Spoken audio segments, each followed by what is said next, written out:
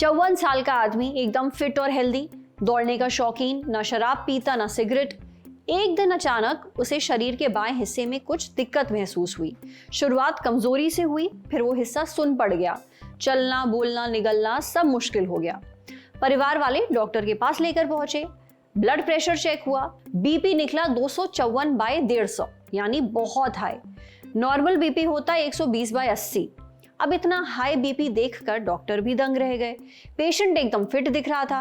आदमी के कुछ स्कैन किए गए, पता चला ब्रेन के एक हिस्से थैलेमस में स्ट्रोक पड़ा है। उसे तुरंत अस्पताल में भर्ती किया गया।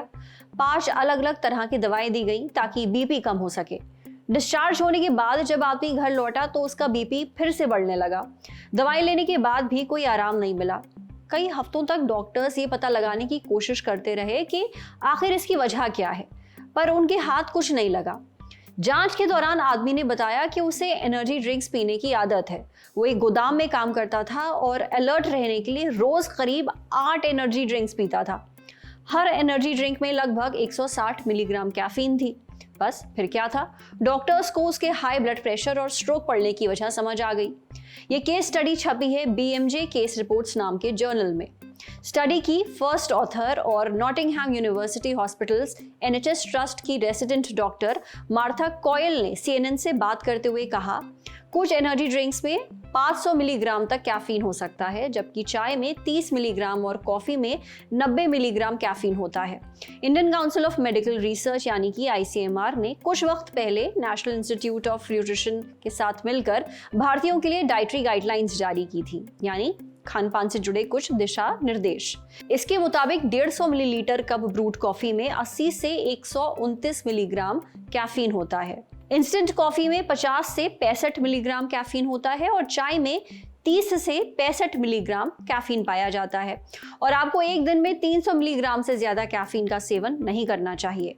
जिस इंसान को एनर्जी ड्रिंक्स पीने से स्ट्रोक पड़ा, वो रोज 1280 मिलीग्राम के करीब कैफीन ले रहा था।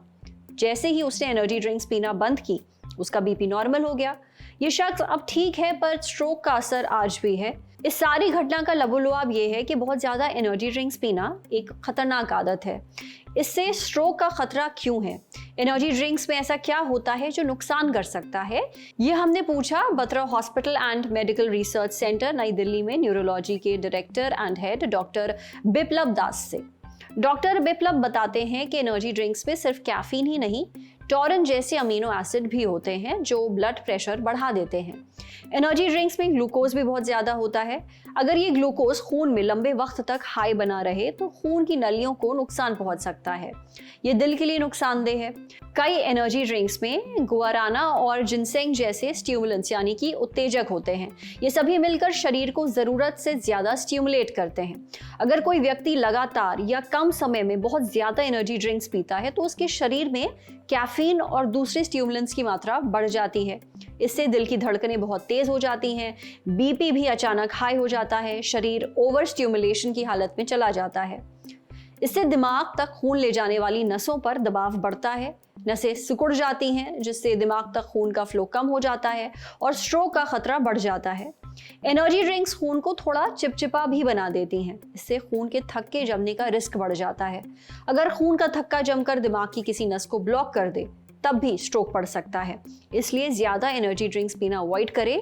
इसकी जगह आप नारियल पानी, नींबू पानी और ग्रीन टी पी सकते हैं।